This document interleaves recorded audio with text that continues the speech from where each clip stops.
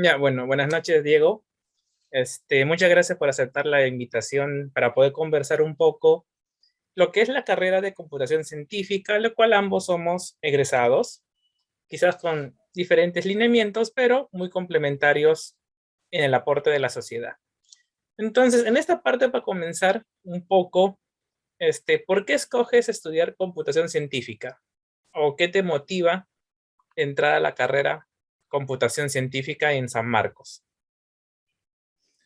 ¿Qué tal? ¿Cómo están, Neisser? Un gusto en saludarte. Saludos, buenas noches o buenos días, buenas tardes a los que estén viendo después de este video, esa conversación.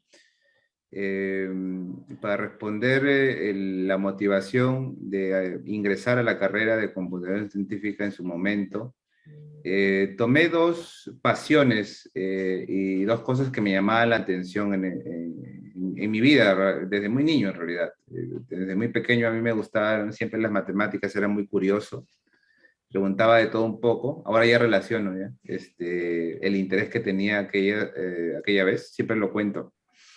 Siempre me preguntaba qué seguía del millón, qué seguía después, ¿no? Qué número más grande seguía. Siempre me preguntaba eso desde muy niño. Le preguntaba a mi abuelita, oye, después del millón, ¿qué sigue? ¿Cuál es el número que sigue después, no?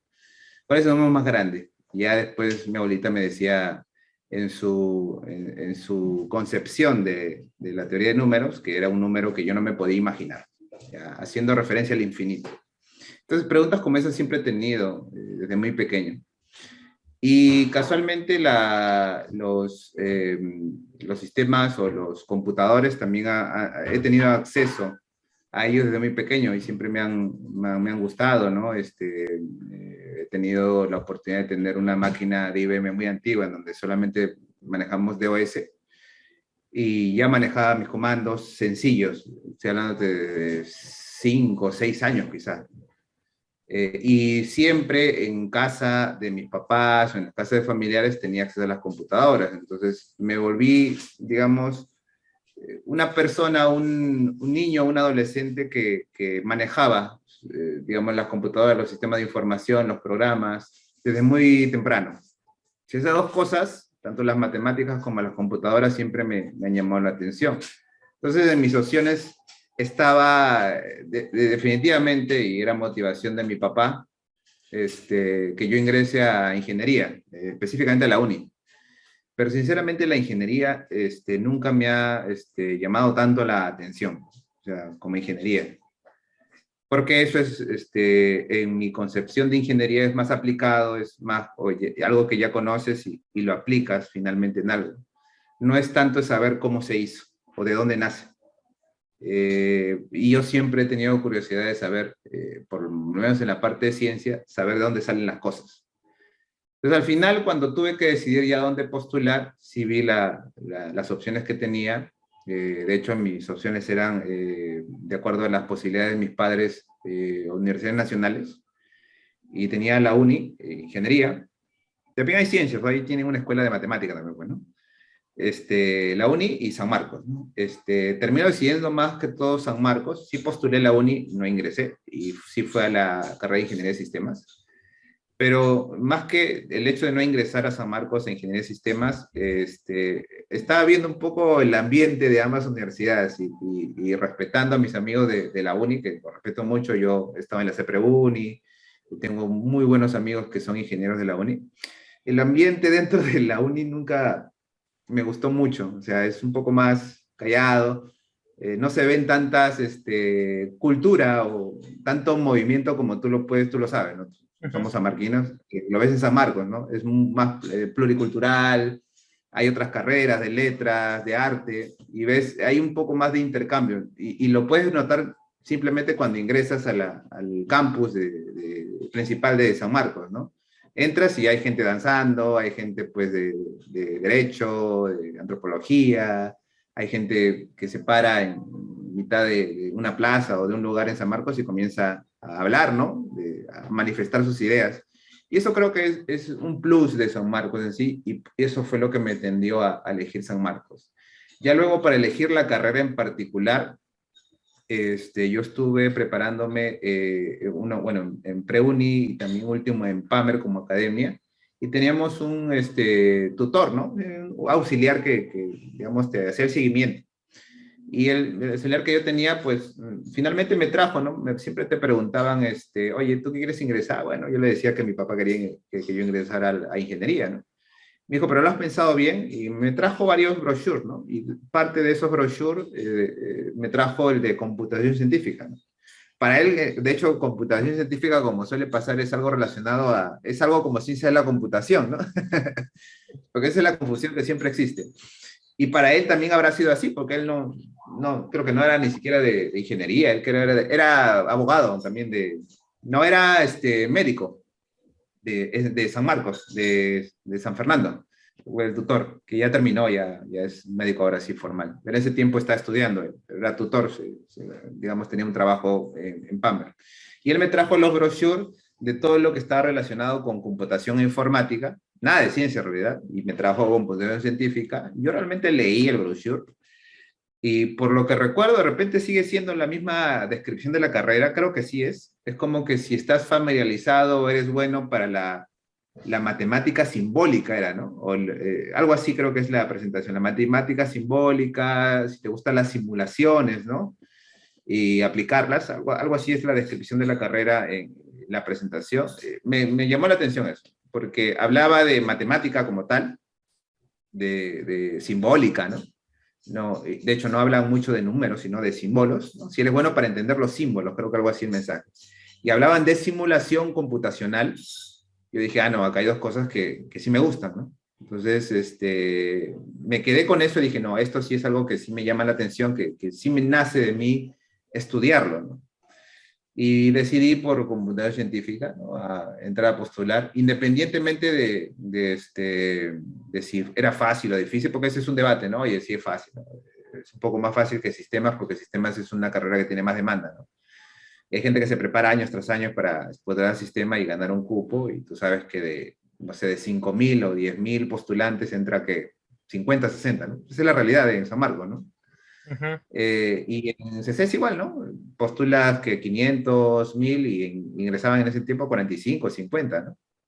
Más o Pero menos. definitivamente una carrera de más demanda como ingeniería de sistema o industrial, pues como hay más demanda, la exigencia o los chicos que vienen preparando seguramente sacan más puntaje y termina teniendo más opciones que tú. No formó parte de esa mi decisión al momento que elegí computación científica. Pues, para ser sincero, pues el puntaje máximo de computación científica de repente no llega a ser tan alto como el de sistemas, ¿no? Pero eso no formó, digamos, parte de mi decisión final. Ahora más bien he visto que el puntaje de CC han incrementado bastante, ¿no? Ya pasan, creo que el puntaje es 2000 máximo, ¿no? Sí, 2000.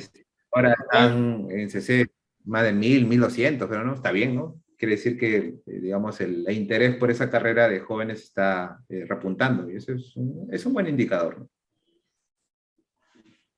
ya. Sí, Ahora, pues, ese, por ahí fue mi decisión. claro, por ejemplo, contigo nos conocemos en el 2008. Claro, porque yo soy base 7 y tú eres base 8. Y nos conocimos Sí, en no recuerdo el curso, pero sí, yo sí creo que fueron los primeros ciclos, en donde ya, digamos, encontrabas estudiantes de ciclos posteriores, ¿no? Más que todo, ¿no? Que de alguna manera, por N motivos, habían pospuesto algún curso, o de repente incluso los habían reprobado. Particularmente yo, por ejemplo, reprobé en primer semestre complemento en matemática, que es un curso un poco, no complicado, sino para cualquier nuevo que no haya visto esos temas antes, sí puede ser chocante, ¿no? Porque ves una parte inicial de álgebra lineal, eh, que no es simplemente vectores y sumas de vectores, sino tiene sus cositas particulares y otras más. Producto más bien de mi desconocimiento de cómo debería ser un estudiante de universidad pública, ¿no? O sea, yo consideraba, para ser sincero, que el profesor que nos dictaba ese curso no era bueno. Entonces, yo pensé que manifestando ese malestar que tenía, iba a lograr que el profesor lo haga mejor. Logré en realidad que creo que me jalara en sí. ¿Quién te enseñó Y creo este que me concentré. complemento? eh, yo prefería no decir nombres para o sea, Bueno, hablar mal de un profesor en particular. bueno. Este, el tema fue que, haciéndome a culpa, yo me enfoqué más en quejarme que en hacer algo como para yo mejorar. Que luego uno en una universidad pública se da cuenta que es la receta del triunfo, ¿no? O sea, si no lo aprendes en el aula con un profesor, lo tienes que aprender afuera con libros, tú mismo. Y ahí uno se vuelve autodidacta, ¿no? Y eso no es solamente en CCC, es en cualquier carrera de universidad pública y lo puedes preguntar a cualquiera que haya llevado, no sé, medicina, que haya llevado derecho, que haya llevado sistemas. Te van a decir lo mismo, ¿no? Si no aprendías con un profesor, no ganabas nada, no ganabas nada quejándote. Es más, es posible que si tú te quejabas de ese profesor, el profesor te agarre un anticuerpo y te jale a propósito. Entonces, creo que conmigo pasó eso en primer ciclo y lo aprendí. O sea, ya cometí ese error y no lo volví a repetir nunca más. Luego ya entendí que, en efecto, ¿no? La receta del éxito en la carrera y en cualquier otra carrera en universidad pública es, si no lo obtienes en la carrera, en la clase, con un profesor indicado, o no te gusta cómo enseña un profesor, lo aprendes por ti mismo, ¿no? Y pues yo me concentré en repetir ese algoritmo durante todo mi etapa en la universidad, ¿no? En San Marcos. Y me fue bien, ¿no? Pese a varias dificultades que uno puede tener en la carrera, me fue bien, ¿no? Aprendí de esa, y como que quedó como anécdota para de repente los futuros, a los cachimbos que pueden ver este video, sí, nos puede incomodar a veces cómo lleva el curso un profesor. De repente hay profesores que no dictan bien o que no son afines, no tienen química con los estudiantes. Pero lo último que debes hacer es quejarte, si no ya tienes que poner un poco de tu parte, volverte autodidacta y buscar referencias, libros que te puedan ofrecer lo mismo que el profesor debería dictar. No digo que eso esté bien, ojo, yo creo que la educación pública es un problema social que tiene nuestro país, que debe mejorar, pero no vamos a poner como excusa eso para no seguir avanzando, ¿no? Uno tiene que poner de su parte también. No, claro, ¿no? Por ejemplo, lo que sí me acuerdo es que nosotros sí llevamos juntos como grupo el curso de modelos uno, ¿no? Modelos de matemáticos de la ciencia uno, que era Ah, biología. ese fue, digamos, tengo una anécdota de Modelos uno que fue con la doctora Susana. Roxana, ¿no? Ujú. Tengo una anécdota porque de verdad, ese curso se lleva formalmente casi a la mitad de la carrera, a la Claro, mitad ese es el específicamente, sexto ciclo. ajá, es la mitad de la carrera. Y yo, para la mitad de la carrera, estaba a punto de renunciar a la carrera. Y no por la carrera en sí, por el contenido, sino justamente por los profesores que me estaban tocando. O sea, yo sentía que los profesores como que no motivaban mucho, o sea, no te llegaban. Y es un problema que de repente vamos a comentar con más detalle más adelante. Entonces sentía que no había un rumbo, que no había un guía adecuado, sobre todo que de verdad en CC, ¿no? Porque tú sabes que computación científica es una carrera bien joven, ya no tan joven, pero en ese momento sí era bien joven, y como que no tenía profesores de la carrera. Entonces, había profesores, y ya les conté mi experiencia de primer ciclo que me ganó complementos, no, los profesores no eran buenos, y siguió el patrón de encontrar profesores que más tenían un perfil de matemática pura, ¿no? Imagínense el profesor tradicional de matemática. Y habían pocos que eran buenos y que además te motivaban por ahí a aplicar o te comentaban cómo se está aplicando lo que te estaban enseñando en empresas, inclusive grandes. Entonces, cuando yo llego a la clase de la profesora Roxana, solamente la primera clase de ese semestre, yo recupero, digamos, el interés en la carrera, porque yo considero que esa fue la primera cátedra que me dieron en San Marcos. O sea, y tú sabes, porque la profesora Roxana ha sido tu asesora de tesis, ¿no? Sabes de la calidad de profesional que es y el amor y la dedicación que lo hace, ¿no? Porque ella podría estar en otro país inclusive haciendo lo que hace acá, pero ella se queda por amor a su alma mater y a la facultad. Y eso es bastante loable. Pero cuando yo recibo esa cátedra de la profesora Roxana, yo decido permanecer en la carrera. Yo creo que, y siempre cuando veo a la profesora Roxana se lo menciono y le agradezco, ¿no?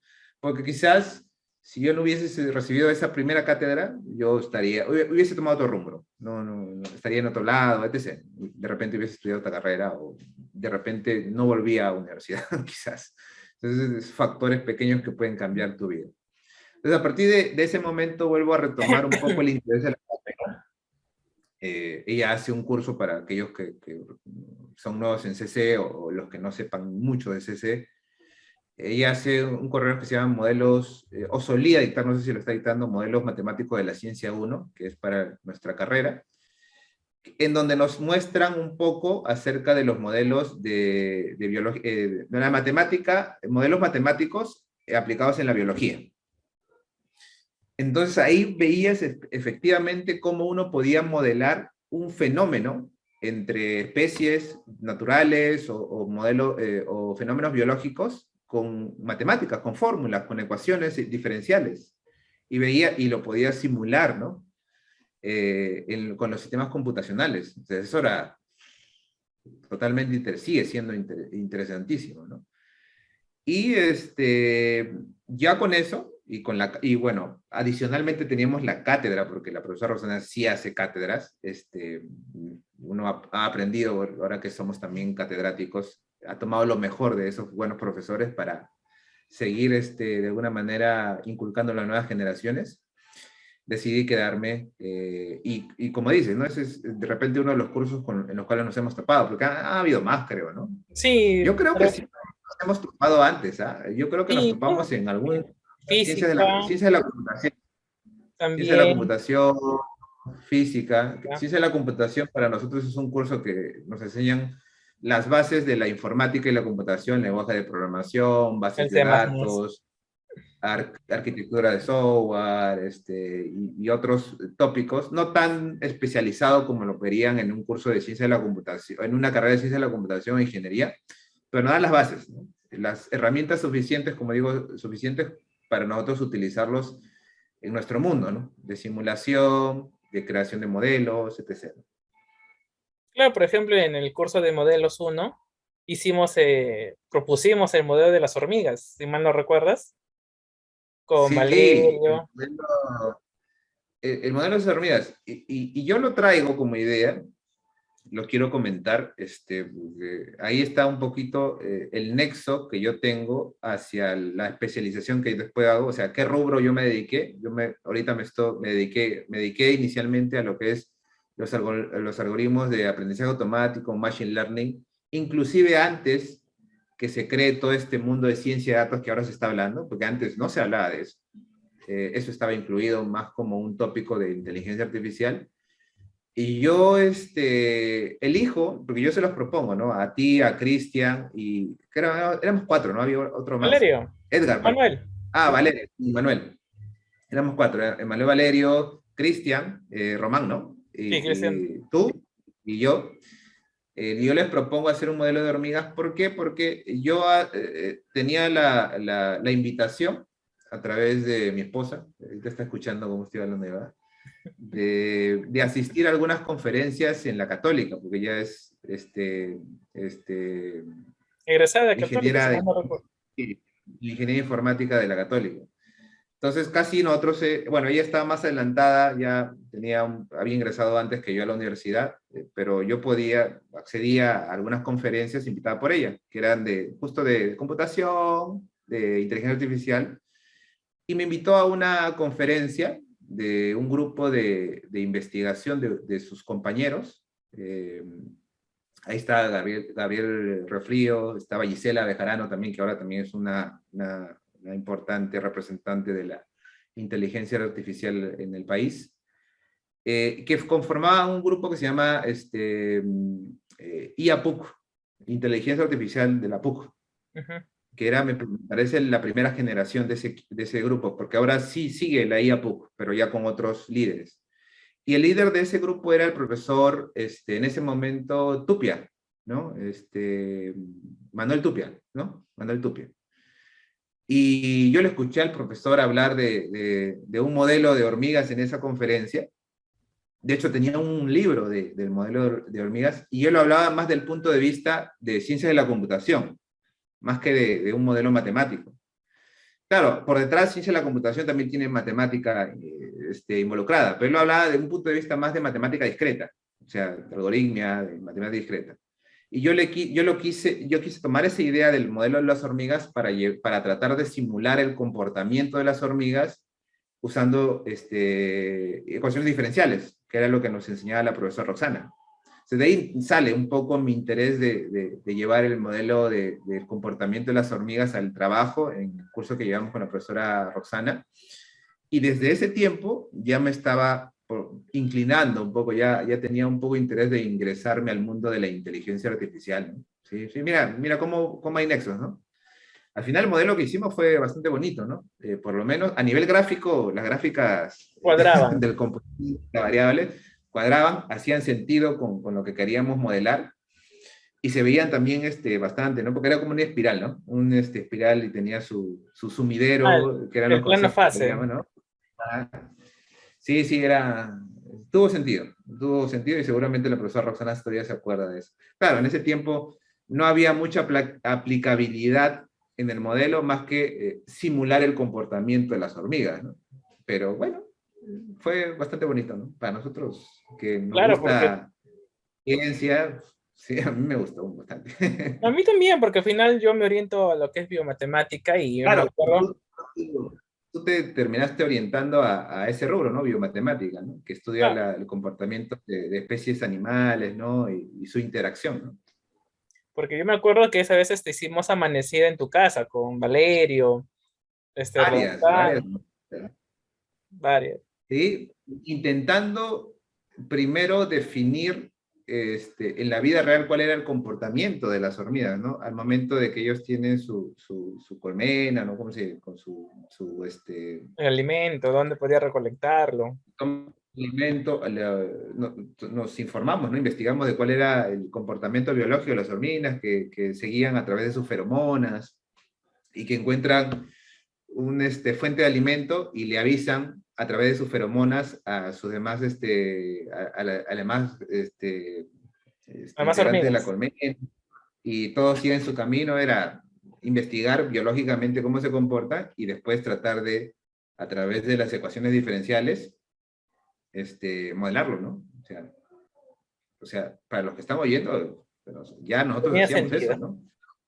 Tratar de modelar con matemática simbólica, ¿no? Porque esa es la descripción que te ponen en la presentación de la carrera, fenómenos naturales, ¿no? O de la vida real. Y ese es el desafío, ¿no? Desde comportamiento de la hormiga hasta, no sé, el comportamiento del stock financiero, para los que Claro. estén interesados en la bolsa. También es igual. Nosotros tratamos de entender cuál es el problema, el fenómeno, ¿no? Y con las herramientas matemáticas y computacionales lo simulamos. Y de ahí, luego tú hiciste al final la tesis de licenciatura con el profesor Luyo, que ya era más o menos que era el estudio, ¿cómo era? El SMV, si mal no recuerdo.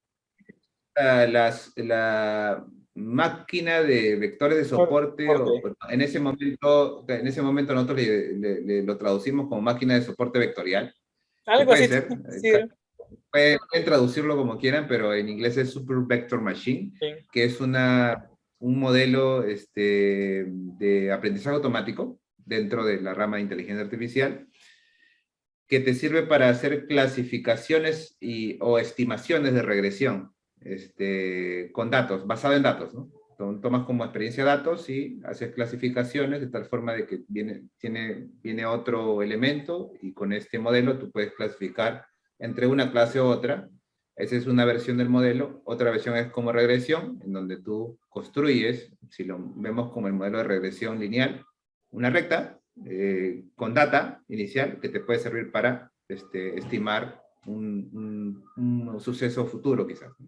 Entonces, sí nos fuimos orientando ahí. Claro, eso fue el tema, ¿no? Sería bueno que sí explique un poco porque me parece que es significativo mi experiencia también para elegir el profesor que me iba a asesorar. El profesor Luyo, no sé si lo conocen los nuevos estudiantes o los que vayan a estudiar, es uno de los mejores profesores de la escuela. Él tampoco es de CC. De hecho, tenemos pocos profesores de CC. Que hayan dictado en CC sí hay un montón, ¿no? Pero casi la mayoría son de matemática, ¿no? Que han hecho una especialización en EDOS, en funcional, en ecuaciones de diferencias parciales, etc. En otros países, ¿no? En Brasil y en Estados Unidos o en Canadá en algunos casos. Profesor Luyo es uno de los mejores profesores, pero también es un profesor bastante exigente, especial también, Sí, exigente y riguroso. especial. Tiene una manera particular de elegir a sus asesorandos y también tiene una manera muy especial de tratarte y motivarte si llevas un curso con él. Dentro de su exigencia, porque luego ya en confianza me lo cuenta, ¿no? Como ya como amigo, porque somos amigos ya, ¿no? Ya le puedo decir José, en realidad. Ya le digo José. José Luis. Me cuenta que la forma, de hecho me lo cuenta cuando yo defiendo mi tesis de licenciatura. Y estábamos con mi familia, con mi papá, con mi abuelita, con mi esposa y con mi mamá. De él sale contar por qué es tan exigente. Entonces él nos comenta en el almuerzo, ¿no? De celebración, que él es así porque él entiende, o sea, entiende que su forma de formar a nuevas generaciones es exigiéndolas, retándolas. Y creo que es entendible, ¿no? Porque no sé si ustedes han visto la película Splash, que es de un baterista que tiene a un tutor que es también bien exigente, que le exige, que lo reta, que lo trata mal, y el momento que lo trata mal, él se esfuerza para ser mejor todavía. Entonces yo creo que el profesor Luyo es así, o sea, de ahí le entendí, porque esta película salió mucho después. Entonces el profesor Luyo te exige, te exige, te exige, inclusive en algunos casos te puede llegar a tratar mal, y creo que a algunos no les gusta eso. Creo que algunos han chocado con el profesor Luyo porque se han sentido ofendidos en cierto momento. Y de hecho en algún momento yo también me he sentido ofendido. Pero en lugar, cada quien tiene su forma de tomar las cosas. Yo en lugar de volver eso un resentimiento o una ofensa, lo tomaba como una fuerza para seguir mejorando en lo que él me decía que yo estaba mal. Entonces, de repente es una forma en que cada uno aprende o que se siente exigido. Yo, digamos, calcé con ese tipo de exigencia. De hecho, creo que me ayudó mucho, o sea, me mejoré mucho como profesional, tapé los gaps que tenía, que había dejado por algunos cursos que no los había llevado tan bien, lo tapé con él y él me retó de una manera que pasé mis límites, me formé. Ahora, la capacidad académica, de conocimiento que el profesor Ruido tiene es innegable. O sea, llega un momento en que tú sientes que él no te está enseñando nada y que no te va a ayudar, pero sí te va a decir en qué debes tú primero pulirte antes de comenzar una orientación formal con él para tu tesis. Y así fue, ¿no? Pasé los exámenes que me puso, que no era ni siquiera de un curso, o sea, era como que yo iba a su aula de investigación, me acercaba a él, le comentaba lo que quería hacer y él me ponía tareas desde las más sencillas, problemas o teoremas de análisis real que él consideraba que yo debería saber sí o sí, hasta luego de que pasé todas sus pruebas, ya a conversar del tema de tesis, que finalmente fue el tema que dices, ¿no? Que es la máquina de soporte vectorial o la máquina de vector de soporte, como quieran hablarle. Y la metodología que tenemos en ese grupo de investigación, porque ya nosotros sí tenemos un grupo de investigación bien acotado y con gente que también nos lleva el mismo ritmo. Algunos lo pueden tomar como que son cerrados, que que no quieren compartir, no, en realidad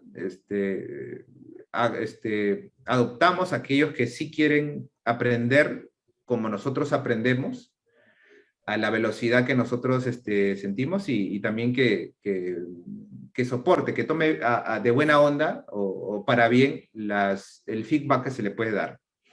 Entonces, lo que hacemos en ese grupo, ya cuando tenemos un tema de tesis, es no solamente concentrarnos en la aplicabilidad, o sea, agarrar un código, un modelo de ciencia de datos o de machine learning y aplicarlo en algo, sino tratamos de ver cuáles son las bases matemáticas para ese modelo y tratamos de detallarlo paso por paso. Desde el primer teorema, desde el teorema de Cover, por ejemplo, en el caso de la Supervector Machine, hasta la descomposición espectral que se usa para hallar la suma infinita para aproximar un kernel.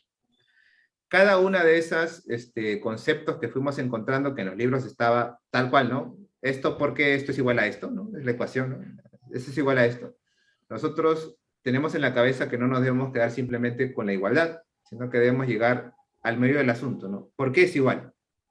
Y si en ese interín encontramos teoremas, colorarios o demostraciones que sustentan esa igualdad, nosotros tenemos que saberlas explicarlas bien, con todas las bases matemáticas de análisis real, de análisis funcional, que ya hemos aprendido en la carrera.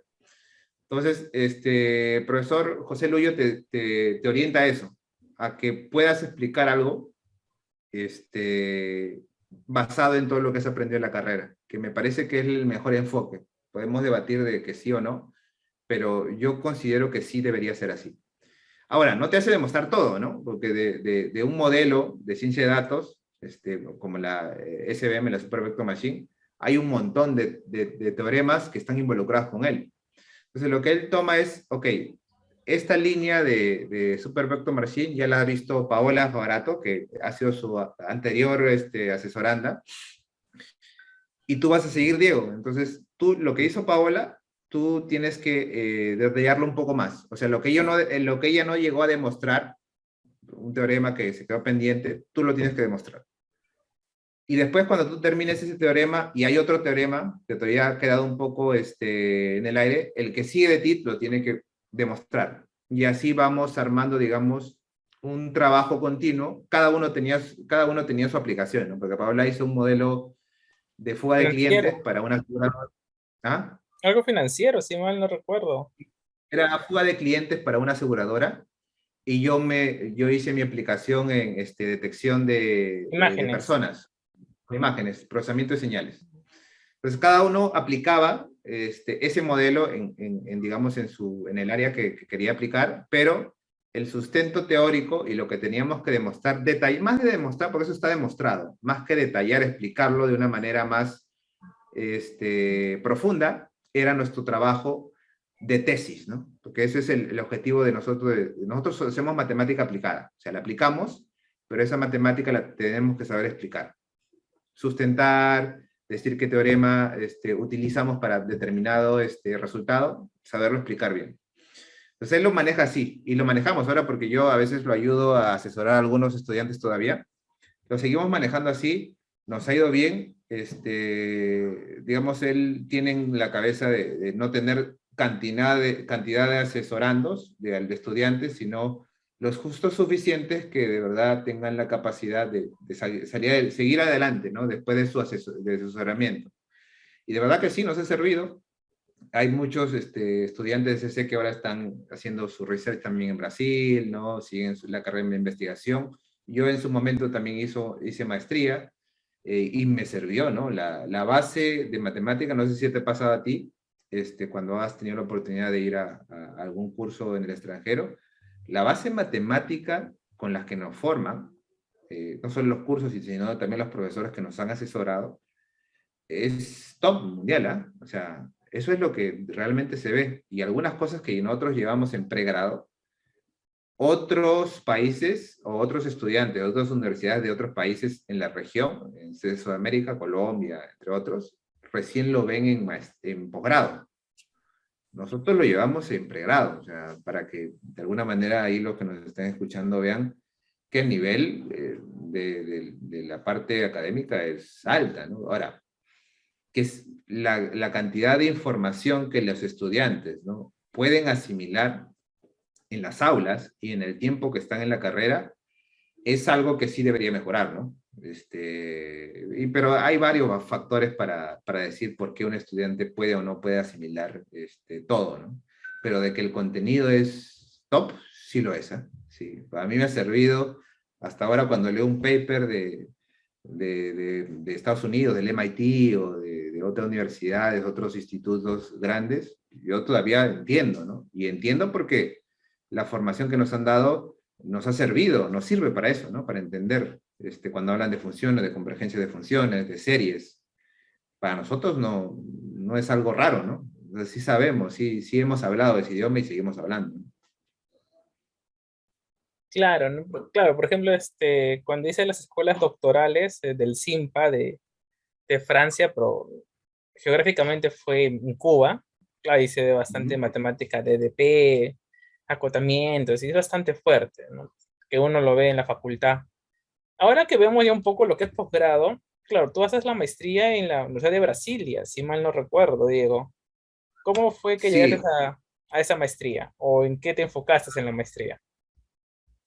claro, cuando yo decido ir a la maestría, sí es motivado. Yo ya venía trabajando en la industria acá en Perú. Yo en la industria a nivel profesional, ¿no? Me orienté por los sistemas, por la informática, por la computación, y comencé como programador, con las bases que yo tenía de lo que nos proporcionaban en los cursos de ciencia de la computación en nuestra carrera. Tenía una base de programación y, como yo te dije, les había dicho al inicio, yo siempre he tenido una afinidad con las computadoras. O sea, para mí siempre ha sido un poco más fácil, ¿no?, aprender eso. Sí, sí me gusta, sí, siempre he sido metido. Aparte que tenía una capa de ingeniería informática y la tengo todavía como mi esposa acá. Eloisa, También. Eloisa, si mal no Pero recuerdo. y ahí me zampaba en sus proyectos y me amanecía con sus grupos y me sentaba a escuchar a ver qué hablaban. O sea, aprendí un poquito más. Comencé como desarrollador de Java. Java es el lenguaje, creo, que a todos nos enseñan en la academia.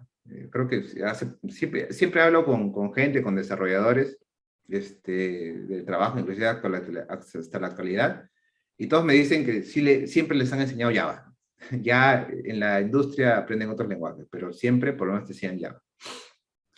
Entonces, yo comienzo como desarrollador y llego a un nivel, me vuelvo de arquitecto de soluciones, ¿no? Para Telefónica. Yo trabajo en una consultora pequeña que le brindaba servicios telefónicos. Pero llegó un momento en mi experiencia, ya inclusive había terminado mi trabajo de tesis, estaba a punto, no había sustentado todavía, pero seguía asistiendo a las charlas o a las asesorías con profesor Luyo. Pero llega un momento en mi vida profesional que siento que el conocimiento que tengo a nivel de los lenguajes de programación, de computación y también de la especialización que estaba siguiendo, que era aprendizaje automático, inteligencia artificial, ya llegaba a un límite de conocimiento. O sea, ya no sentía que necesitaba capacitarme más como para poder aplicarlo a un nivel un poquito más superlativo. Entonces yo digo, creo que ya es tiempo de hacer una maestría. Entonces recuerdo que un amigo, de hecho un amigo de mi esposa, que comenzó su carrera en Católica, pero por un tema de familiar se mudó a Brasil, a Brasilia, a la capital federal de Brasil. Tuvo que iniciar su carrera en la Universidad de Brasilia, porque él hizo pregrado en Brasilia, pero siempre cuando él venía, nos visitaba, nos encontrábamos y manteníamos el contacto. Y siempre cuando yo me encontraba con él, siempre me decía, le contaba qué estudiaba yo y qué hacía, qué investigaba. Y él me decía que yo tenía un perfil como para hacer una maestría de investigación en Brasil, porque en Brasil son más pro de investigar, de escribir artículos, de hacer trabajos de investigación, ¿no? Que para ellos es más normal, inclusive estando en la industria, o sea, trabajando para una empresa, ellos sí son muy afín a seguir investigando. Entonces él me decía, oye, tú tienes mucho perfil para hacer una maestría allá, ¿por qué no vas a Brasilia, a la Universidad de Brasilia, yo te pongo en contacto con algún profesor y tratas de postular a una maestría. Yo ya tenía la motivación en ese tiempo, a través del profesor Lubio y de otros profesores, porque tú sabes que en la Facultad de Matemáticas sí nos motivan a nosotros a hacer maestrías en Brasil o inclusive en Europa. Sí nos motivan, nos dicen, oye, ustedes tienen que irse a postular. Sí, ya tenía en mente eso.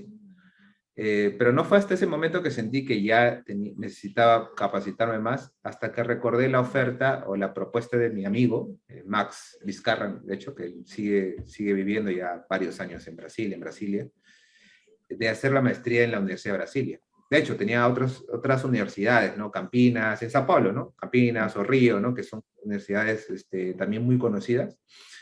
Pero miré un poco el ranking en ese momento de la Universidad de Brasilia y no era tan mal, tenía mucho presupuesto, era una universidad federal, ¿no? O sea, estaba en la capital, recibía mucho presupuesto, y me gustó mucho me dio una lista de profesores y vi que un profesor estaba haciendo, digamos, seguía la línea de investigación que yo quería. Entonces, y aquí les comento un poco cómo fue, porque de repente les puede servir a otras personas. Lo que me dijo, lo que me aconsejó en ese momento mi amigo es, ok, el secreto para ingresar a una maestría, antes de postular inclusive, dar exámenes o tener la entrevista, etc., pues tienes que hacer una carta de intención también, pues, ¿no? Antes de hacer todo eso, me dice, lo primero que tú tienes que asegurarte es que un profesor quiera trabajar contigo. O sea, si un profesor quiere trabajar contigo, o sea, tú le cuentas que quieres postular a una maestría y le envías el proyecto que tú estás trabajando, si ese profesor te acepta, inclusive antes que te acepte el programa, ya estás un paso adentro, medio, porque el profesor quiere trabajar contigo y va a hacer todo lo posible para que tú seas su alumno, ¿no? Su asesorando, ¿no? Entonces, eso fue lo que hice, ¿no? Me mandó una lista de profesores, muchos de ellos eran de las escuelas de ciencia de la computación, de estadística, de informática. Es como que informática y estadística, me parece que en Brasil es una sola facultad, ¿no? Como que son sinónimos, como en otros países. Entonces busqué por ahí y encontré un profesor que es Divio Borges, de hecho, creo que fue mi asesor ahí en Brasil, y le escribí, ¿no?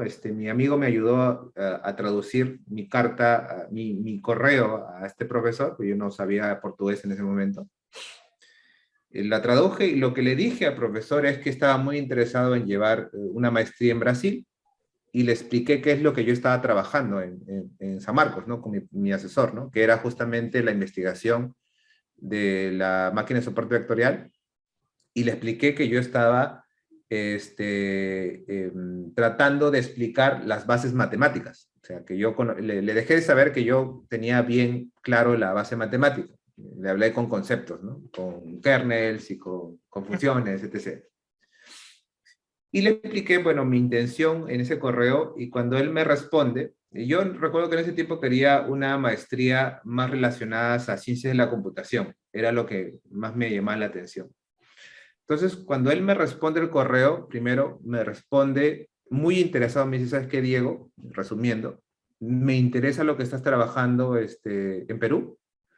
Yo también quiero comenzar a trabajar digamos, ese enfoque o ese modelo, Carlos, en uno de los proyectos que tengo. Entonces, sí acepto, eso era como, sí acepto ser tu orientador.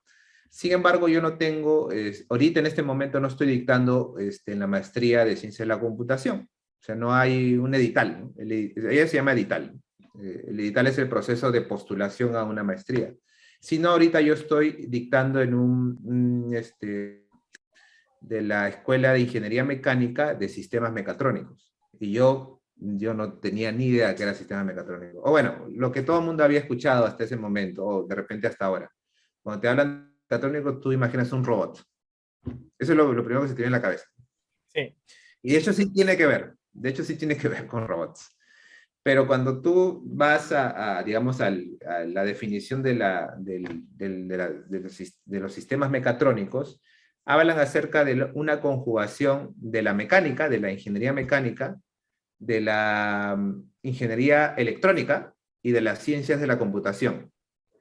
esas tres, digamos, líneas, áreas se juntan y convergen para diseñar un sistema mecatrónico o un producto mecatrónico, que puede ser un robot humanoide, como te puedes imaginar que tiene, actúa de manera autónoma, ¿no? Que eso es lo que se busca, ¿no? Que los robots actúen o traten de imitar el comportamiento del ser humano inteligente. Pero para llegar a hacer eso, en efecto, necesitas otros especialistas, ingenieros y de ciencia de la computación, porque el ingeniero mecánico ve toda la parte mecánica, cómo se mueven los brazos o la cabeza de un robot. El ingeniero electrónico ve la parte de electrónica, ¿no? Que conjuga y que juntan todas esas piezas y que funcionen con electrónica. Y la parte de ciencia de la computación, o el experto, el especialista en ciencia de la computación, ve el software, ¿no? El software que hace que estos robots actúen de manera autónoma. Entonces se conjugan, ¿no? Cuando leí un poco la descripción, me animé, me llamó la atención porque es inteligencia artificial pura, ¿no? O sea, hay que hacer que no solo un robot, porque lo primero que pensamos sí es un robot humanoide, ¿no? En realidad, una simple máquina que haga una tarea de manera automática ya es un producto mecatrónico, un sistema mecatrónico. O una cámara que se mueve sola, haciendo determinada señal, qué sé yo, que lo haga sola, también es un sistema mecatrónico, ¿no? Entonces, lo primero que pensamos sí es un robot, pero en realidad hay varios productos mecatrónicos que tenemos en nuestro día a día que no necesariamente tienen una forma humanoide, pero que sí piensan o tienen ciertas tareas inteligentes. Entonces, eso fue lo que me llamó la atención y finalmente termino yo postulando a la carrera. Ya comencé el proceso, el edital, ¿no? Entregué los documentos, escribí una carta de intención, tenía que enviar también cartas de recomendación. Recuerdo que mandé una carta, la carta me recomendó el profesor Luyo y el profesor Benassi, me parece. No, la profesora Rosana. Esas fueron las dos cartas de recomendación que envié. Y exámenes, ¿no? Exámenes me parece que llevé Postcon, creo que también llevé. Que es el examen que se tiene de lo que es ciencia de la computación para postular a carreras afines. Todo eso que ya es el proceso formal, lo pasé. A las finales me aceptaron, me mandaron un correo, un día aceptándome en la maestría. Ya definitivamente tenía el orientador, que era, como les digo, chicos, lo primero que tienen que hacer ustedes es encontrar el orientador, antes inclusive de postular. Encuentren el orientador. Si el orientador te acepta, es un pie dentro. Pero había un problema, que yo no solamente necesitaba que me acepten, o sea, que ingrese a la maestría, sino que como yo ya estaba trabajando y en ese tiempo ya tenía una familia con mi esposa y teníamos un hijo ya. A Leonel, ¿no? Tu primer hijo. Ajá, claro, Lionel, sí, mi primer hijo, que tiene 8 años, va a cumplir 9 ya, está grande este año. Yo terminé trabajando, tenía un sueldo acá en Perú, estaba trabajando, no era un sueldo despreciable, o sea, con eso de alguna manera ya mantenía mi hogar, mi esposa también trabajaba en ese tiempo, entonces yo necesitaba al menos un ingreso más si me iba a Brasil, ¿no? Entonces, en Brasil no es beca, porque en realidad beca es cuando alguien te paga la maestría o te paga el curso que quieres llevar, ¿no? En realidad en Brasil la educación es gratis. Por lo menos las mejores universidades que son públicas, la educación es gratis. O sea, ahí no hay una beca. Lo que sí te dan es una bolsa, ¿no? La debes conocer, la bolsa de manutención. Uh-huh. Y eso te la tienen que otorgar también, no se lo dan a todos. El Entonces, cuando me CNPq. aceptaron, ajá, la CNPq y el CAPES, hay dos instituciones. La CAPES y la CNPq son dos instituciones que de alguna manera financian estas bolsas a estudiantes. Entonces me aceptaron un día y faltaba todavía la evaluación para quienes de esa lista que habían aceptado le iban a dar la bolsa. Y bueno, afortunadamente al día siguiente me mandaron un correo complementario diciéndome que yo también era elegido para la bolsa de CAPES, en mi caso. Y éramos dos nada más, y los dos extranjeros, ¿no? Yo, peruano, y un colombiano, que casualmente el colombiano que recibe él sí recibe la bolsa de CNPq. Él recibe, el colombiano que es Sebastián Toquica, se vuelve casi mi hermano, ¿no? Mi mejor amigo. Con él hicimos roommates allá, o sea, alquilamos un departamento cerca de la universidad y nos hicimos bien amigos hasta ahora. De hecho, él tomó la decisión de quedarse a hacer doctorado y ahora está defendiendo en abril. Yo sí, por temas más de decisión, yo sí cuando fui a hacer maestría sí tenía claro de que solamente iba a hacer maestría 2 años y luego me iba a regresar con mi familia. Pues sí tenía claro eso. En cambio, él sí, pese a que él también tenía familia, él sí decide quedarse 4 años más, ¿no? Porque tú sabes que los doctorados son 4 años. Entonces, para mí quedarme 6 años lejos de mi familia sí era un poco más complicado, ¿no? O sea, por mi gusto, por la investigación y la ciencia, seguramente sí lo hubiera hecho, ¿ya? Pero ya uno, bueno, depende del camino de vida que tengas, ¿no? Y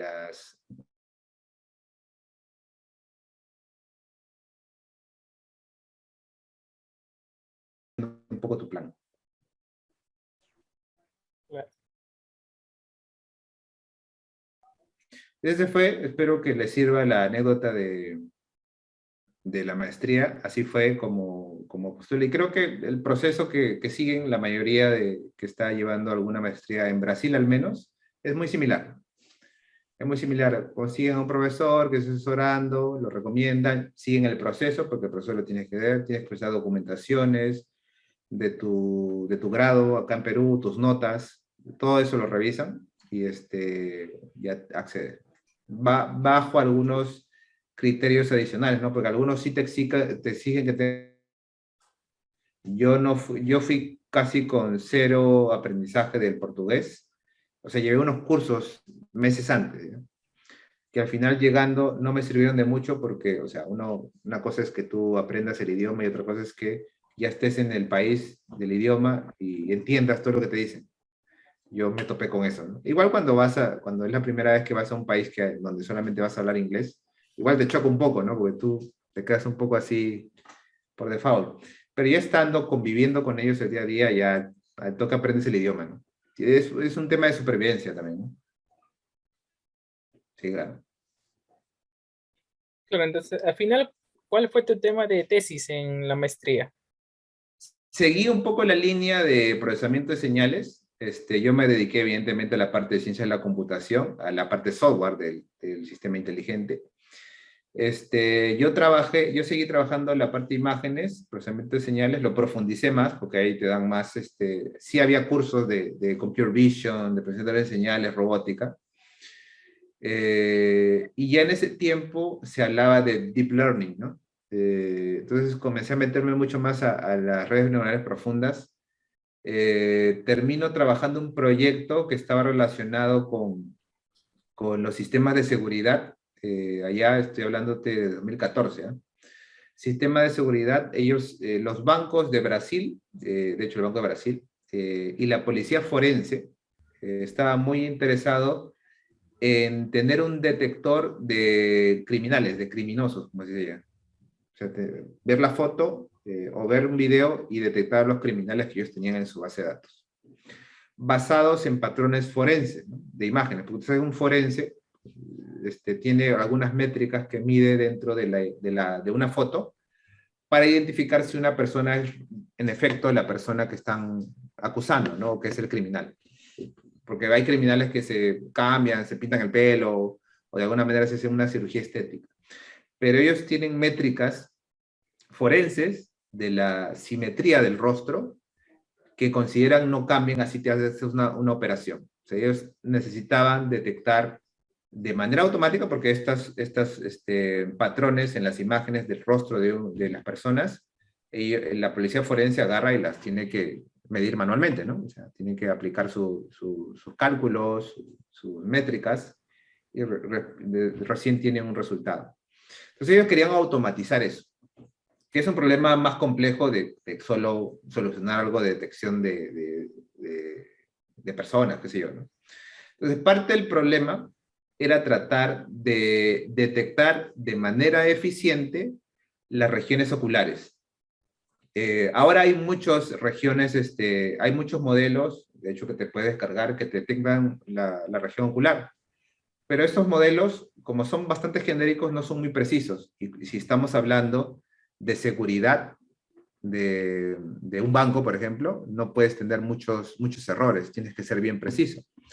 Entonces, el proyecto es que se me planteó es, de un determinado detector de regiones oculares, tratar de hacerlo lo más preciso posible.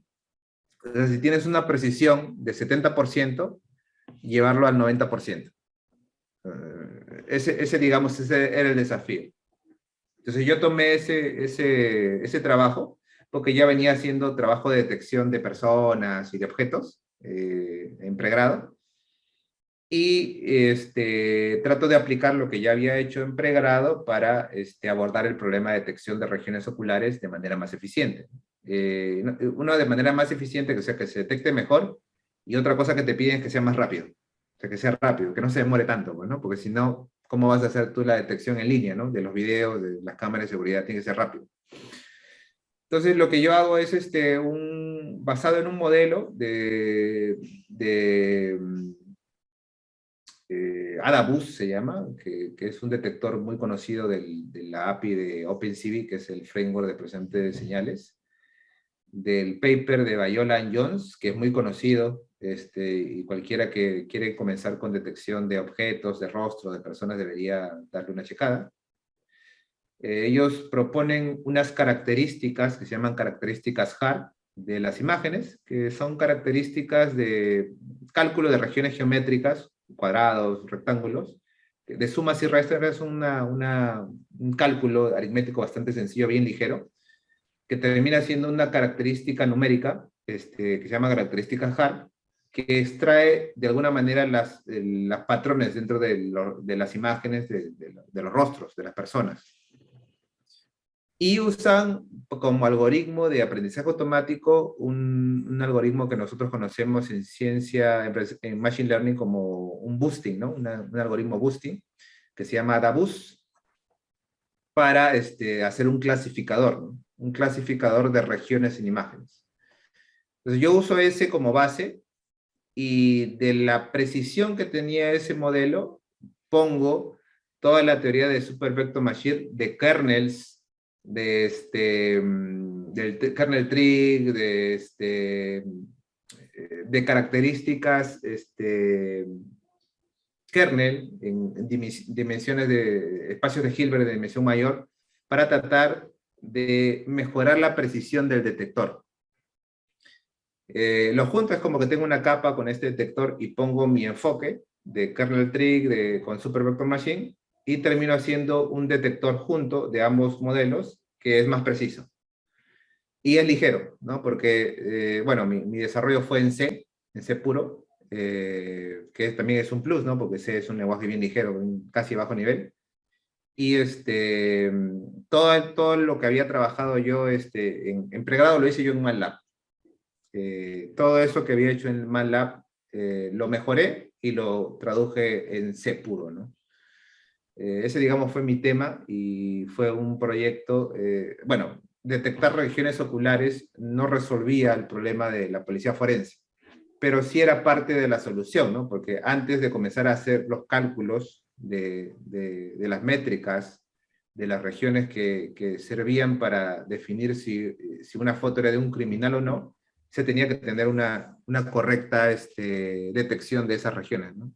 Las regiones principales que ellos están buscando eran los ojos, la nariz y la boca.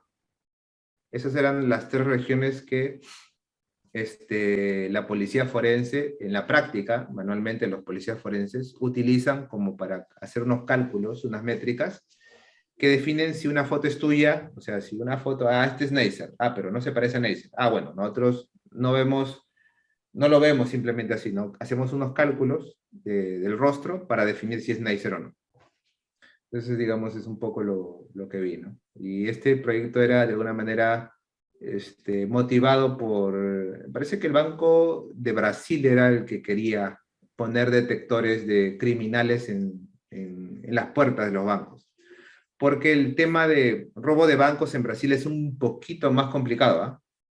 Sí, ¿Así? es un poquito ¿Cómo más, así? es más peligroso. De hecho, lo puedes percibir porque para entrar a un banco en Brasil, la seguridad sí es más rigurosa. Dejas tus cosas, o sea, tienes que pasar una puerta de plexiglas de esas material antibala, Ujú. y dejas tus cosas de metal en una puertita y en otro lado hay un guardia que la recibe y tú pasas por una puertita que tiene un detector seguramente de metales y recién te entregas tus cosas por otro lado. Es el primer impacto que yo recibí cuando entré a un banco, al Banco de Brasil. Oye, ¿por qué tanta seguridad si no acá en Perú tienes a un agente de seguridad fuera de la puerta que está viendo a la gente nada más, pero tú puedes pasar, normal, ¿no? Allá tenía un poco más de seguridad. Pero lo que más me impactó fue que dentro ya de la agencia tenían una pared blindada, así, de metal, o sea, un muro blindado, y atrás de ese muro blindado, en una parte de la agencia, tenían, había un soldado con una metralleta detrás y tenía la metralleta en el huequito de la pared blindada, ahí en la agencia. Yo dije, oye, ¿qué tanto, no? Pues, ¿qué pasa aquí, no? Que hay un tema. Y bueno, ya me explicaron luego mi amigo que les comentaba, ¿no? Mi amigo el peruano que vive allá, me explicó que el tema de seguridad en los bancos en Brasil es un poquito más riguroso porque allá sí hay robos más serios, ¿no? Que tiene que ver un poco con la criminalidad allá en Brasil, porque las favelas son un poquito más violentos, son un poquito más, tienen más sangre fría, ¿no? Entonces, ellos han puesto un poquito más de seguridad ahí, entonces querían complementar esa seguridad con estas cámaras que detecten, oye, si tengo una base de datos de criminales ya identificados y lo detecto de manera automática, no es para agarrarlo y meterlo a la cárcel, porque de repente es un criminal que tiene antecedentes, pero ya está libre, ¿no? Pero por lo menos sí alerto a los agentes de seguridad que se enfoquen que una persona con antecedentes de criminosidad acaba de entrar al banco. O sea, el detector de seguridad nunca es para acusar a alguien, sino es para alertar a la agente de seguridad para que esté alerta con esa persona. Entonces, esa era, digamos, una de las aplicaciones en las que participé ahí en Brasil, el sistema de seguridad. Bastante interesante. Sí, sí, sí. De hecho, me motivó mucho trabajar en detección de identidad y todo esto por esas películas de Rápidos y Furiosos, ¿no? En donde Los cinco, es un poco más, ¿serán? las 5 en donde tienen un detector, ¿no? Que a través de imágenes satelitales identifican a la persona, ¿no? Que no sé si exista, ¿ah? O sea, en ese tiempo creo que no, era muy futurista. Más Ahora ficción. actualmente, claro, más ficción. Pero ahora actualmente, con lo que he visto de China, ¿no? Me parece que ya no es tan Lejano a la surrealista. O realidad. sea, ya hemos llegado a eso, ¿ah? Bueno, quizás Y sí, o sea, mis trabajos fueron en ese sentido, ¿no? En esos trabajos de detección de identidad, ¿no? Luego último ya de manera fuera de cualquier curso, yo ya he hecho mis detectores de identidad, ¿no? Con Deep Learning, con tecnologías como Keras, TensorFlow, y es lo que suelo dictar también en mis cursos, ¿no? O sea, ya pongo tu foto ahorita de Neisser en mi modelo, entreno mi modelo y ya pongo una cámara que pasa tu rostro y pone tu nombre, Neisser. Neisser ha pasado por ahí. O sea, ya llegué a esos niveles, ya es posible. Bueno, algún día probaremos el modelo. Sí, Ahora, claro. esto nos conlleva también, Diego, cómo actualmente te desarrollas en el aspecto laboral, ¿no? Que es prácticamente lo que has ido comentando durante todo este pequeño conversatorio. Sí, yo comienzo como les comentaba, yo he comenzado en la mía software para brindar servicios más que todo en una consultora para Telefónica. Luego ya, o sea, mi interés, porque en ese tiempo yo manejaba mucho, estaba en contacto con los datos de Telefónica, los datos transaccionales, y me motivaba mucho ya el hecho de tratar de aplicar el conocimiento de aprendizaje automático para hacer algún modelo de recomendación de productos, de bonus, de todo eso. De hecho, terminaron algunas propuestas que hice. Entonces, mi intención inicial era intentar conseguir una posición de, ya en ese tiempo se hablaba de científico de datos, ¿no? De ciencia de datos. O sea, tratar de aplicar esto. Eso estoy hablando de 2014, 2015. Ya se hablaba de científico de datos. No era muy demandado, pero ya se hablaba. Entonces, estaba tratando de buscar ese rubro sin éxito, ya que mi background, de repente en la academia sí me permitía, tenía base, como que conocía algunos elementos, ¿no? Que me podían servir, pero en la aplicación del mismo, no tenía mucha experiencia, ¿no? O sea, yo era desarrollador, pero nunca había estado en equipos de data, de BI, de Business Intelligence o similares. Entonces me fue muy difícil y yo ya no era un junior, ya no era un practicante, ¿no? Yo ya tenía, digamos, años de experiencia y las posiciones que yo estaba buscando era pues un poco más intermedias, ¿no? Entonces era bien difícil encontrar una oportunidad de poder entrar a la ciencia de datos como rol con el nivel de profesionalismo que yo tenía en TI, ¿no? Pues yo llegué a ser Solution Architect o arquitecto de soluciones, es aquel que diseña alguna solución para alguna empresa, ¿no? Una aplicación web que brinda servicios a los clientes de repente, o a una aplicación core que trata de transferir la información de eventos hacia un usuario específico, etc. O sea, arquitecto de ese tipo de soluciones. Y luego fui líder de un equipo de servicios. Entonces ya tenía un cierto rango.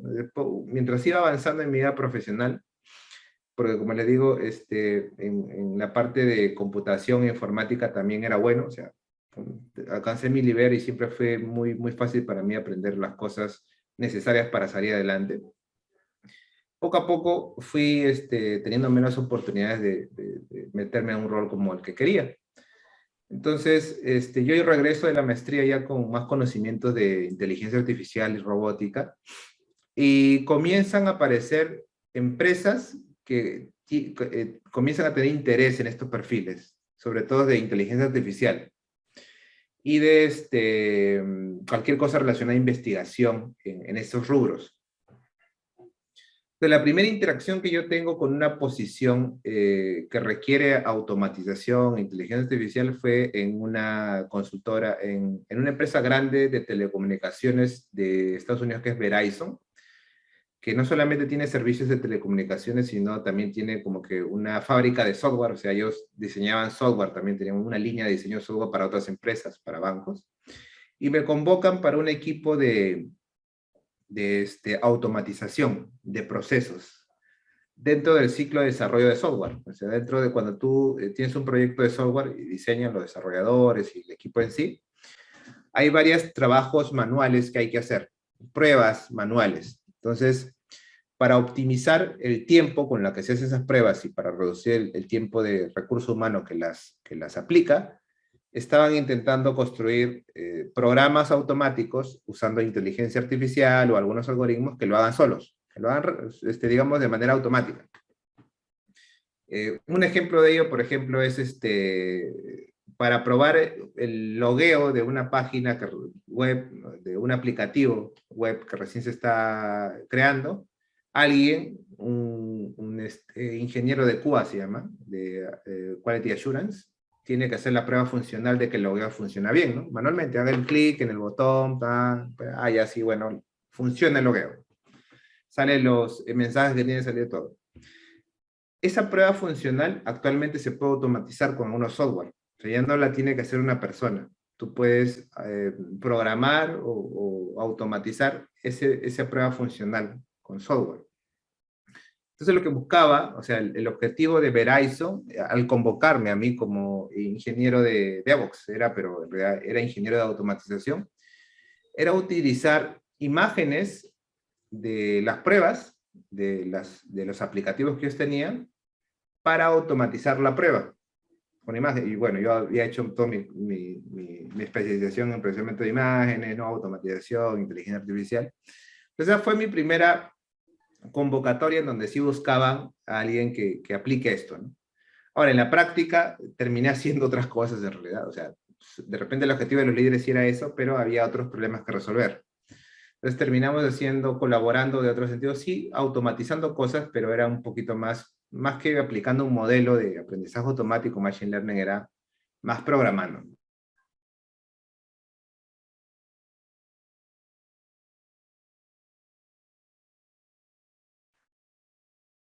Una, una, digamos, una vitrina a mí para mi CV también, de haber trabajado en una empresa grande, ¿no? Internacional.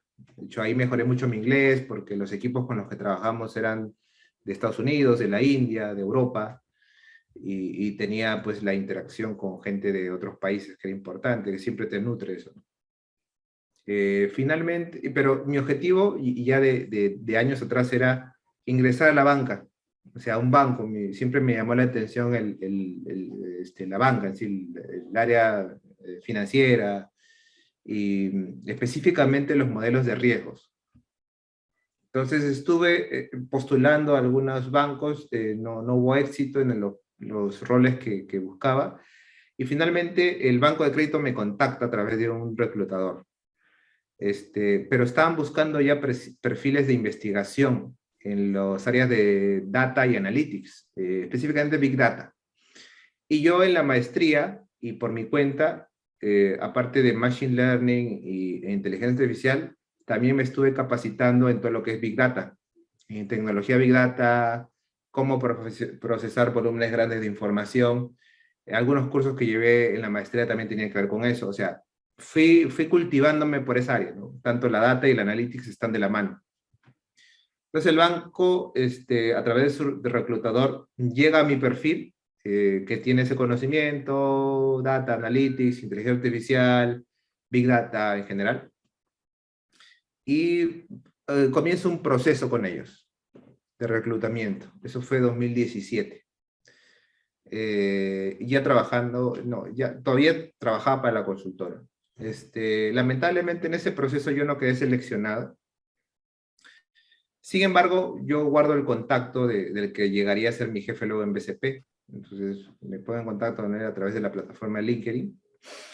Y luego de 10 meses, que básicamente fue lo que yo estaba trabajando en Verizon, o quizás un poco más, un año, ponle, me vuelven a contactar el BCP diciéndome que la posición para mi perfil se abre, ¿no? Y entonces ahí yo entro a banca.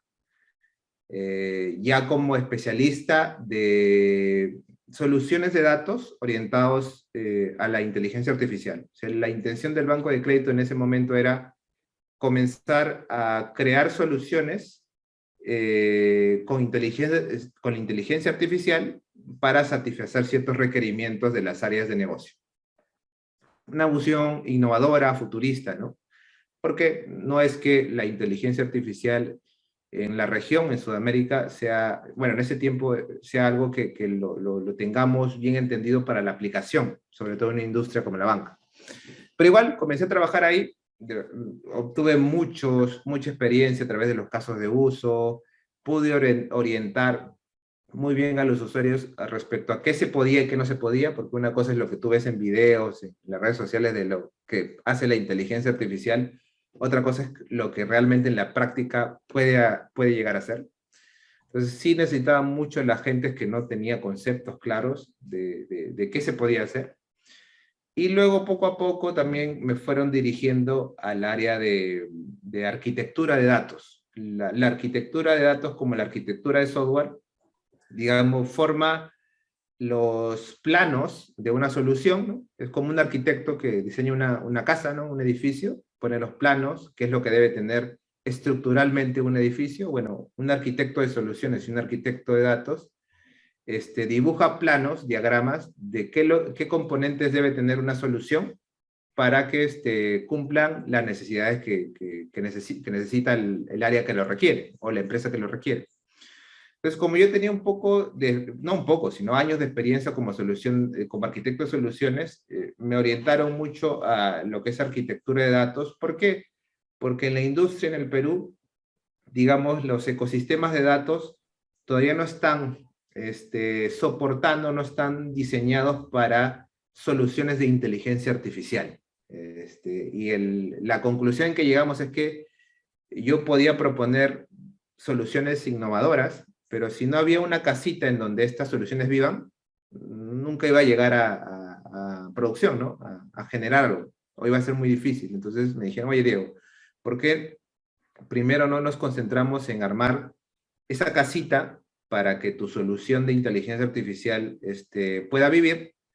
Primero diseñamos esa casita y luego ya sigues con los proyectos que tienes, ¿no? Para que se vuelvan en realidad.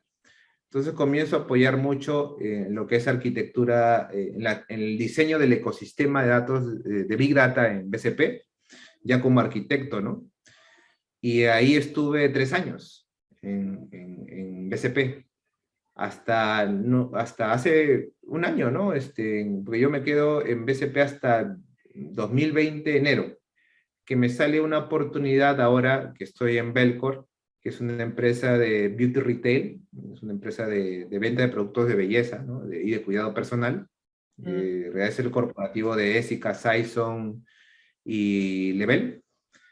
Me sale una oportunidad de crecimiento como arquitecto de datos senior, que estaría a cargo de todo su ecosistema de datos de Big Data y analítica, y brindar un poco de mi experiencia, la que ya venía trabajando en BCP, viendo algunos casos de uso de analítica avanzada, ¿no? Porque en BCP, si bien termino trabajando como rol como arquitecto, sí participé en varios proyectos de modelos de Machine Learning, ¿no? De score, más que todo, en riesgos. O sea, mi objetivo era, como te dije al inicio, trabajar en un área de riesgos, como analista o como científico de datos. Ese era mi objetivo. Pero terminé apoyando a estos analistas científicos de datos a que ellos puedan utilizar las herramientas de Big Data y analítica avanzada para que ellos hagan sus modelos. Sí trabajé en equipos de riesgos, se entendía cuáles eran las necesidades de los usuarios para llevar a producción un modelo de un score crediticio, y entre otros modelos que tenía el banco. Entonces, toda esa experiencia, o sea, yo tenía bien claro la parte teórica, académica de los modelos de Machine Learning, de inteligencia artificial, y estuve ayudando a estos especialistas a que utilicen la tecnología para llevar a cabo sus modelos. Entonces, Belcor me buscó justamente para eso. Ellos ya tenían un ecosistema de datos, querían mejorarlo y también querían comenzar a utilizar ciertas herramientas de analítica avanzada para generar modelos. Entonces, como yo tenía experiencia en ambos mundos, vieron prudente mi perfil para liderar sus iniciativas, ¿no? Y ahí estamos, ¿no? Nos ha ido muy bien el año 2021, que ha durado pues mi etapa en Belcorp hasta ahora. Yo dejo, dije 2020, dejé el banco. No, el banco yo dejo en 2021, enero 2021. El 2020 en pandemia, sí trabajé en BCP todavía. En 2021, en enero, recién dejo BCP y me uno a Belcor ahora, como arquitecto de datos, ¿no? Entonces, ahora me dedico a eso. Mi experiencia en analítica avanzada y modelos de inteligencia artificial me ha servido para entender qué es lo que quiere el usuario final, que aplica la analítica avanzada o la inteligencia artificial para un caso de uso de negocio, para hacer modelos de recomendación, para hacer score crediticios o para hacer un análisis simple de BI. O sea, yo entiendo qué es lo que necesitan y yo le proporciono a estos usuarios la capacidad tecnológica adecuada para que ellos puedan realizar esa tarea día a día. Entonces, digamos, es mi labor actual. Y ahora con tanto background que tienes en el aspecto ya industrial, empresarial, más focalizado en lo que es inteligencia artificial, siendo egresado de computación científica, ¿cómo podrías aportar, digamos, a la malla curricular o en qué sentido se podría mejorar la carrera, ¿no? Que pertenecemos? Sí, buena pregunta ya, ¿no? Como para ir un poco cerrando la conversación, creo que es un punto clave, ¿no? En la conversación de hoy. Cómo mejorar, digamos, el prospecto del profesional de computación científica. Yo creo que el contenido, y lo acabo de conversar hace unos días con un egresado también de comunicación científica, yo creo que el contenido de la carrera y de los cursos no es malo. O sea, yo creo que está bien. De hecho, hay un debate y podemos debatir con algunos egresados de computación y algunos profesores que quieren orientar a la carrera de computación científica más a lo que es ciencia de la computación y sistemas. Yo discrepo de eso. O sea, yo creo que esa área ya está ocupada por ciencia de la computación y por ingeniería de sistemas y las otras ingenierías afines a eso. Nosotros no debemos competir con ellos en su área, porque para eso existen esas carreras. Yo creo que nuestra carrera tiene un sitio en la vida profesional. Nuestra carrera, y siempre lo explico así, es matemática aplicada. O sea, nosotros nos forman en una base fuerte en matemática y yo considero que ese contenido debe seguir o debe mejorar, en ciertos puntos sí, pero debe seguir. Y nos proporciona herramientas computacionales para que nosotros llevemos toda esa matemática abstracta a la vida real, ¿no? A las simulaciones, a las aplicaciones. Y yo creo que ese es nuestro plus, ¿no? Nosotros no podemos competir en el mismo mundo que un ingeniero de sistemas o un licenciado en ciencias de la computación, porque ellos, su mundo es ese, ¿no? Software, algoritmos, sistemas, arquitectura, ¿no? Ellos hacen eso. Nosotros debemos utilizar toda nuestra capacidad, nuestro background de matemática y nuestra capacidad analítica, porque a nosotros nos forman como analistas. El hecho de que llevemos tantos análisis real, funcional, no solamente que aprendemos matemáticas, sino el análisis está en específicamente discernir a una manera bien profunda qué significa cada teorema o cada resultado. Eso nos vuelve, y a mí me sirvió mucho trabajar mucho con el profesor Luyo, y ahora lo sigo aplicando, ¿no? Mi capacidad analítica en la etapa en que yo comienzo a ser asesorado por el profesor Luyo, se incrementa de una manera muy, muy, muy, muy exponencial, diría yo.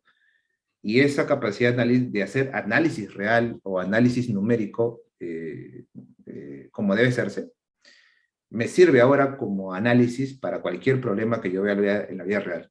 O sea, yo tengo un problema en mi centro de labor y mi capacidad de analizar es muy profunda. Me tomo los detalles muy en serio y los analizo hasta buscar primero el por qué está pasando las cosas y buscar luego una solución. Entonces, nosotros debemos explotar como profesionales de computación científica eso, nuestra formación, nuestro background, para entender bien de dónde salen las cosas, sobre todo si te orientas a un área de inteligencia artificial o que tenga que ver con modelos matemáticos. O sea, nosotros debemos ser capaces de entender eso y aprovechar nuestra capacidad de análisis, porque así nos forman, así nos han formado, para aplicarlo en nuestra vida diaria. Porque yo no solamente en el trabajo, yo lo utilizo para todo en realidad. Claro, Eso como debemos resaltar. Eso debemos resaltar como tal. Entonces, volviendo a lo que yo considero que se debería mejorar, yo creo que el contenido de matemática debe mantenerse, y ahí podemos discrepar con otros colegas que ellos consideran que no, se debería bajar, ¿no? No, que deberían dar más cursos de computación. Y yo discrepo, yo creo que no, yo creo que el contenido que está en matemática debe continuar y debe mejorarse. Pero hay inclusive otra cosa más importante, ¿no? Porque hay cursos muy interesantes, uno de ellos lo hemos conversado, ¿no? Los modelos matemáticos de la ciencia, como el que dicta la profesora Roxana, que en su rubro es experta porque ella trabaja en biomatemática. Entonces, y creo que la motivación que yo recibí de ella es un ejemplo de por qué debería haber más profesores en los cursos subsiguientes de modelos y similares que te motiven, ¿no? Por ejemplo, el modelo matemático de la ciencia 2, que es más relacionado a modelos financieros y económicos, ¿no? Si, según recuerdo. Ujú. Entonces, no recuerdo, no voy a decir el nombre del profesor que nos tocó, no recuerdo que ese profesor haya sido una persona que haya trabajado en la industria, o en un banco, en la bolsa, y que haya venido a dictar clases, no solamente la parte teórica, que también era muy interesante, sino que nos haya dicho, oye, esto se aplica en la bolsa así, para análisis actuarial, ¿no? O de stock. O sea, no había ese nexo que yo creo que sí es importante en nuestra carrera, que es tan flexible, para que motive a los estudiantes a llegar a aplicar eso en una rama. Si a ti te gusta la banca, oye, sí, yo recibí un curso en donde me enseñaron cómo se hacía un modelo de riesgos, ¿no? O si ves a modelo de la ciencia 3, ¿no? Que era más acerca de Física. simulación de física, ¿no? De modelos naturales, ¿no? De terremotos, de maremotos. Claro, este nos El tocó. profesor que nos tocó, recuerdo, sí era bien, había hecho su maestría en Japón y nos mostró cómo simular un tsunami, y era bastante interesante ese curso. Sin embargo, de repente ese curso es un poquito más de investigación, ¿ya? Pero de repente pudiera haber un profesor que lo haya aplicado más de repente en la edificación valga la redundancia, de edificios, ¿no? Para hacer que estos edificios sean resistentes a los sismos, a los terremotos. Y así, digamos, de alguna forma nos oriente a los estudiantes a aprender qué se hace en un trabajo como ese. Entonces, yo creo que es un problema que siempre ha tenido CC, ¿no? Que nunca ha tenido profesionales de la carrera que estén impactando en la industria, dedicados a dictar estos cursos. Pues ahí se rompe un poco el vínculo de la persona del estudiante que llega a CC, ¿no? Oye, llevo cursos de matemática, no le encuentran sentido a la matemática, ¿por qué tanta matemática? Y sí ven que hay opciones de trabajo para programar, de sistemas, etc. Que sí lo hay, y va a seguir habiendo, lo va a seguir habiendo en la industria, porque todo se va al mundo digital, a lo tecnológico, sí. De hecho, yo estoy en el rubro tecnológico. Sin embargo, nuestro fuerte debe seguir siendo el análisis, ¿no? La matemática fuerte a mí me sigue sirviendo, por ejemplo, si leo un paper de ciencia de datos o de inteligencia artificial, que hay matemática inmersa, entenderlo. O sea, yo lo entiendo y viene un colega ingeniero o un colega de ciencia de la computación, no lo entiende no digo que no lo pueda entender nunca, no lo entiende tan fácil como yo. Entonces yo debo resaltar mi capacidad de entender eso respecto a ellos. Ellos tendrán más capacidad de ser mejores desarrolladores. Nosotros debemos seguir ahí. Si tú me bajas la cantidad de cursos de matemática y de análisis, voy a perder eso. O sea, voy a tener que ser mejores en lo que ellos son mejores. Y no estoy resaltando mi capacidad para lo que yo sí he formado, ¿no? He sido formado. Entonces, por eso yo creo que, uno, el contenido de matemáticas se debe seguir impartiendo, mejorando, sí, reestructurando, ¿no? Actualizando, enfocado a la aplicación, pero con profesores que hayan tenido un impacto en la industria. Y ahí tenemos responsabilidad todos los egresados, y yo también, claro. Yo he sido profesor de la escuela un semestre, luego por tema de tiempo, por seguir creciendo profesionalmente lo he dejado, más que todo por temas de tiempo, pero deberíamos de alguna manera regresar y dictar los cursos de la carrera, pero enfocados en cierta parte en la aplicación. Yo creo que la parte de investigación sí está bien resguardada. O sea, yo creo que todos somos buenos investigadores, o por lo menos los que hemos salido al extranjero, hemos hecho una tesis, hemos escrito artículos. Yo creo que somos buenos investigadores. Sí nos han formado bien ahí, o por lo menos terminamos de formarnos luego. Ahí yo creo que estamos bien. Algunos deciden irse por la carrera de investigación y la docencia, que es factible, ¿no?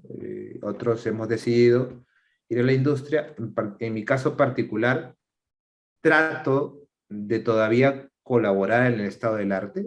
Me puse hace como 3 años un reto o un objetivo de escribir al menos un artículo científico anualmente, al menos uno, que es poco en realidad con lo que debería ser un investigador en realidad que está metido todo el tiempo en eso, escribe 5 o 10 artículos al año. Bueno, yo me puse como objetivo por lo menos contribuir con uno al estado del arte, y hasta ahora lo vengo haciendo 3 años seguidos. para nosotros es más sencillo escribir un artículo. Entonces, si tú vas e intentas que tus colegas en la industria escriban un artículo, como lo hacen otros países en Estados Unidos, por ejemplo, un profesional que trabaja, no sé, en Apple, en Google, escribe un artículo, ¿no? Es natural para ellos. Si tú le dices a un profesional aquí en la industria, un ingeniero, que escribe un artículo, no va a saber por dónde empezar. Pero nosotros, que hemos sido formados para eso, para nosotros es natural, ¿entiendes? Entonces, nuevamente, yo no puedo competir con estos profesionales porque ellos tienen una razón de ser, su carrera tiene una razón de ser. Yo tengo que resaltar mis capacidades para que nuestra carrera fue creada. Y eso está en el análisis numérico, la matemática nos imparte para eso, y en los modelos matemáticos y su posterior simulación. O sea, yo tengo que resaltar ese valor agregado. Porque si no, si seguimos la otra senda, que respeto la opinión de otros colegas, finalmente nuestra carrera va a ser parte de ciencia de la computación o de sistemas, ¿no? O sea, va a ser lo mismo, ¿no? O sea, y eso creo que no queremos. Yo creo que siempre la tuve clara, o si en algún momento tuve una duda, lo pude clarificar. Y siempre cuando le explico es, si, computación científica, si lo quieres ver de manera más sencilla, es matemática aplicada.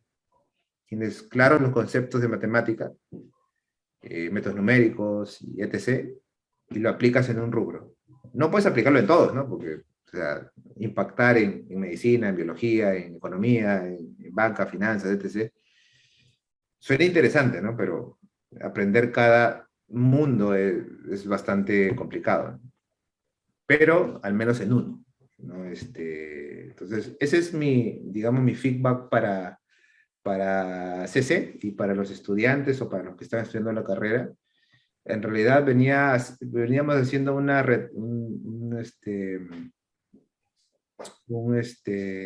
¿cómo se dice? Una revisión, una retrospectiva de los profesionales que han impactado, por lo menos en la industria y también en la investigación. Y sí tenemos buenos egresados, ¿eh? Hay egresados muchos que están estudiando en Estados Unidos, en Europa, y por otro lado que están en industrias grandes, en empresas importantes. O sea, a nivel de egresados, tenemos una buena representación, pero deben tener en cuenta que la virtud de estos egresados está por lo que se han formado, por el contenido que hemos recibido, por el enfoque que tenía la carrera, que de repente no estaba tan claro y siempre es difícil explicarlo. Pero si se desvirtúa por otro lado, yo creo que, o sea, esa es mi humilde opinión, ¿no? No es lo mejor. Ese es mi mensaje final. Bueno, claro, ¿no? Al final, siempre cada uno hace su propio camino, pero con ciertas Claro. directrices o sugerencias de dónde uno puede recorrer. Y siempre es bueno, ¿no? Ujú, También tratar de posicionarnos en un campo que ya sea representativo propio de la carrera, ¿no? Como bien ujú. dices, no es ciencia de la computación, tampoco es ingeniería de sistemas o ingeniería informática o afines, ¿no? Y entonces hay que ir siempre viendo lo mejor para cada uno y también para la carrera y la sociedad, ¿no? Que en fin, nosotros servimos para el crecimiento de la sociedad. Sí. Gracias, Diego, también por el conversatorio bastante ameno y también bastante interesante en cuanto a la carrera, que somos de la misma carrera, casi también de bases contemporáneas, no tenemos mucha diferencia. Y para terminar, ¿cuál sería una recomendación para los que quieran postular a computación científica, ¿no? A partir de este año hacia adelante, teniendo en cuenta que ya tenemos prácticamente ya vamos por un tercer año en pandemia, ¿no? Del COVID-19, que explotó mucho la virtualidad, el incremento, el crecimiento o en el impacto que ha tenido la tecnología, ¿no? Para tratar de prevenir el contacto físico, ¿no? Para evitar contagios. ¿Cuál podría ser una sugerencia o unas últimas palabras para los postulantes que puedan venir en este año académico, ¿no? En 2022 y para más adelante. Sí, bueno, para los que van a postular, los que van a ingresar y los que de repente están ya en curso de la carrera, Creo que durante el conversatorio he dejado algunos tips, pero creo que el mensaje final es, eh, si te gusta, o sea, si lees nuevamente el brochure de CC y te gusta lo que lees, sigue, o sea, la carrera es eso, tal cual. O sea, resumido, es eso. Si te gusta la matemática simbólica y además quieres simular eso, modelarlo, etc., eso es. Si te preocupa un poco las áreas de impacto en la industria que puedes tener, cuáles son las oportunidades que puedes tener en la industria, la vas a tener porque la muestra de ellos son los egresados, que estamos trabajando en empresas importantes, en banca, en retail, en seguros, etc. O sea, hay gente que está trabajando y que inclusive a la fecha tienen cargos, altos cargos. Algunos son gerentes. Entonces, hay trabajo para nuestro perfil. Sin embargo, y como es un poco confuso el tema de los nombres y de los perfiles, y porque hay tanta competencia, yo sugiero siempre lo que te decía hace poco. Trata de resaltar lo que la carrera te da. Y lo que debes resaltar es tu capacidad de análisis. Aprovecha los cursos de matemática que yo creo que sí te forman. No te frustres si encuentras un profesor que no lo hace muy bien. No lo culpes tampoco. En realidad no es el problema del profesor, siquiera tampoco de la facultad, es un problema macro del país, así que no te hagas muchas bolas con eso. Trata de esforzarte, de estudiar por tu cuenta, de amanecerte cuando sea necesario, aprovechar los cursos, todos los cursos que llevamos, o por lo menos el 80% de los cursos son muy buenos, o sea, a nivel de contenido, así que aprovechenlos bien.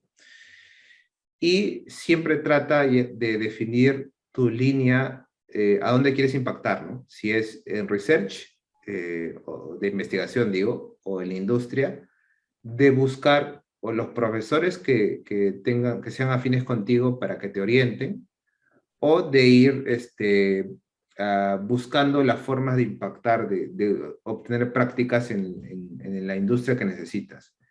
Porque lamentablemente, si bien es demostrado que nosotros los perfiles de computación científica tenemos representantes exitosos en la industria, no es fácil para nosotros conseguir una posición. Tenemos que buscarla, que no tenemos bolsas de trabajo. Las empresas grandes no buscan el perfil de computación científica. Seguimos siendo como que una carrera media rara. Pero nosotros tenemos que buscarlo. Tenemos que tocar puertas, tenemos que preguntar a los profesores, buscar recomendaciones y demostrar nuestra capacidad. Porque no nos van a abrir la puerta solamente porque estudié matemáticas y sé matemática muy abstracta que nadie más entiende. No, no te van a buscar por eso. Te van a buscar porque en la práctica sabes hacer. Así que si tienes la oportunidad de prepararte, si te gusta así el área de sistemas, diseño de la computación, ahora todas las carreras, no solamente nuestra carrera de computación científica debe aprender un lenguaje de programación, ahora le están exigiendo a los estadísticos, le están exigiendo a los economistas, le están exigiendo a los administradores, a todos esos perfiles que trabajan con los datos, que es el rubro donde yo trabajo, les están exigiendo que sepan a programar. O sea, que ya no es algo que netamente para esos perfiles. Si tienes la oportunidad de capacitarte en lenguaje de programación, en tecnología en general, en todo lo que es digital, capacítate, porque los perfiles profesionales del futuro necesitan tener eso ya como aprender inglés. O sea, antes era aprender inglés es un plus que te va a potenciar. Ahora, aprender herramientas digitales, computacionales, es un plus que tú necesitas para tener más oportunidades. Y nada, sean muy apasionados. En la carrera, de verdad, es muy interesante. Y a los que sienten que, o se dan cuenta que lo que les he contado hoy día en este conversatorio no les llama mucho la atención o no es lo que esperaban, pues todavía tienen la oportunidad de replantearse, ¿no? De repente, sí, sí, para ustedes es una carrera de ingeniería, ¿no? Tampoco nadie les obliga a seguir la carrera, ¿no? O sea, ustedes son Somos propios libres. dueños de... son libres de elegir, ¿no? Algunos han decidido, me los he encontrado, parte de mi base, como ingenieros industriales, ¿no? Decidieron dejar la carrera y estudiar ingeniería industrial. Entonces, cada uno es libre. Si te gusta y ves dificultades, trata de abordar las dificultades y quédate, que la recompensa va a ser buena para ti. Eso sería todo. Neisser, mis consejos para los cachimbos y para los que ya están estudiando la carrera. Agradezco tu invitación para conversar y ponernos al tanto después de tanto tiempo. Sí nos hemos encontrado de año tras año, ¿no? O sea, no tan frecuentemente, pero sí hemos conversado.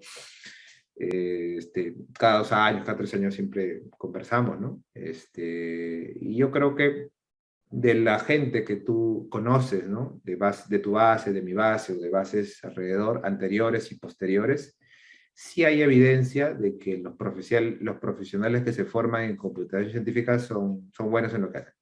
Eso es innegable. Obviamente. Mm. Bueno, Diego, muchas gracias. Ya con esto estaríamos terminando este pequeño compartir de experiencias, ¿no? Más que todo tu recorrido académico, laboral y personal, ¿no? Porque al final todo es personal, ¿no? De uno nace, ¿no? Así Entonces, es. bueno, gracias, Diego, cuídate bastante y ya estaremos conversando en otra oportunidad, ya de cualquier proyecto que pueda haber de investigación. Sí, bueno, gracias nuevamente, Neisser, y bueno, saludos a todos los que puedan ver futuro este video de conversatorio. Y esperemos estar en contacto para futuros proyectos, ¿no? Proyectos que puedan también aportar a la carrera, ¿no? Y ahí estaremos conversando seguro con los líderes ahí. Obviamente. Gracias, Diego. Cuídate. Hasta luego. Chao.